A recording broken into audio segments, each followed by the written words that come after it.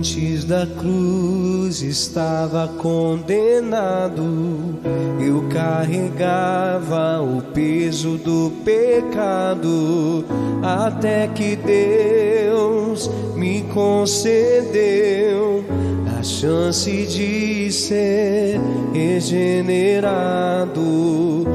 Antes da cruz estava separado, o véu ainda não tinha se rasgado. De um lado eu, do outro Deus, mas pela cruz fomos aproximados.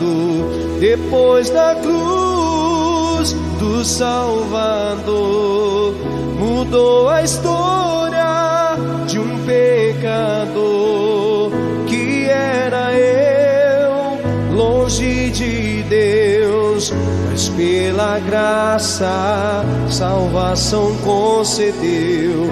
Depois da cruz do Salvador, os sonhos mortos de um sonhador que era eu, longe de Deus, mas pelo seu favor meus sonhos reviveu.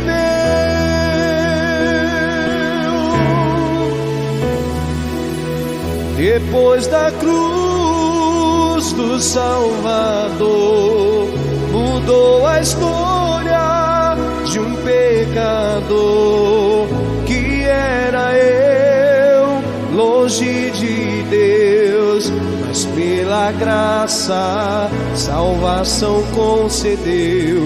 Depois da cruz do Salvador, os sonhos mortos de um sonhador que era eu, longe de Deus, mas pelo seu favor meus sonhos reviveu.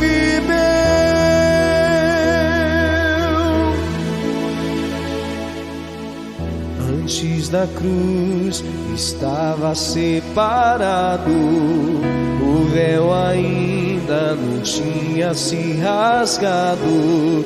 De um lado eu, do outro Deus, mas pela cruz fomos aproximados.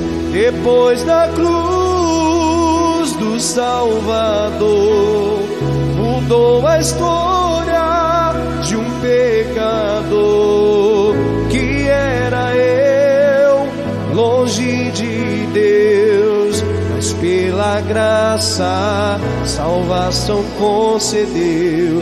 Depois da cruz do Salvador, os sonhos mortos de um sonhador que era eu, longe de Deus, mas pelo seu favor meus sonhos reviveu.